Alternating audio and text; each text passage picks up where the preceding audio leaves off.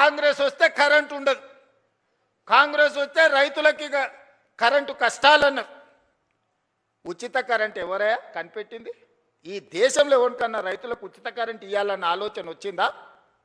ఆనాడు doctor YS Rajasekhara Reddy Chevella నుంచి ఇచ్చాపురం వరకు పాదయాత్ర చేసినప్పుడు తెలంగాణ రైతాంగం అందరూ కాలిపోతున్న మోటార్లు, పేలిపోతున్న ట్రాన్స్ఫార్మర్లు చూపించి మా రైతుల కన్నీళ్లు తీరవాలే, తెలంగాణ వ్యవసాయం మొత్తం కరెంటు మోటార్ల మీద ఆధారపడ్డ వ్యవసాయం అంటే కాంగ్రెస్ పార్టీ ఎన్నికల మేనిఫెస్టోలో పెట్టి ఉచిత కరెంటుని దేశంలో కనిపెట్టిందే కాంగ్రెస్ పార్టీ. ఉచిత కరెంటు కాంగ్రెస్ పార్టీ పేటెంట్. ఏ సన్నాసన్న ఉచిత కరెంటు మాది అన్నాడంటే మా అక్కలు చీపిరి కట్ట మలిపి కొడతారు. ఆ ఎల్ల చాలా మంది అన్నారు ఉచిత కరెంట్ అంటే బట్టలు ఆరేసుకోవాల్సి వస్తుందని.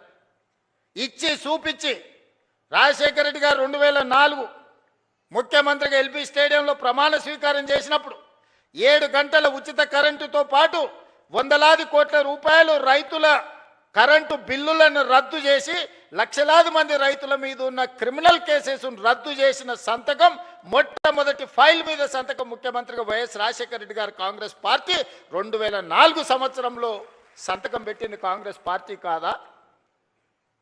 ఇవాళ గుడ్డొచ్చంట కోడిని బెదిరించిందంట. ఈడెవడో వచ్చి మేమిచ్చిన ఉచిత కరెంటుకు నీ ఖాతాలో రాసుకొని కాంగ్రెస్ వస్తే కరెంటు కష్టాలన్నాడు. ఆ ఉచిత రైతు కరెంటుకు ప్రతి నెల మా బట్టి విక్రమార్క గారు ఆర్థిక మంత్రి ఆయనే, విద్యుత్ శాఖ మంత్రి ఆయనే, ఎడమ చేత్తో ఇస్తుండు, కుడి చేత్తో తీసుకుంటూ నెలకు 1000 కోట్ల రూపాయలు ఇవాళ రైతులకు ఉచిత కరెంటు మీద 30,000 కోట్ల రూపాయలు 30 నెలల బట్టి విక్రమార్క గారు ఉచిత 24 గంటల ఉచిత విద్యుత్ కోసం రైతుల కోసం 30,000 కోట్ల రూపాయలు ఈనాటికి మనం ఖర్చు పెట్టినాం. బోనస్ కింద 4,000 కోట్లు దాదాపుగా ఉత్తమ్ కుమార్ రెడ్డి గారు ఇచ్చారు.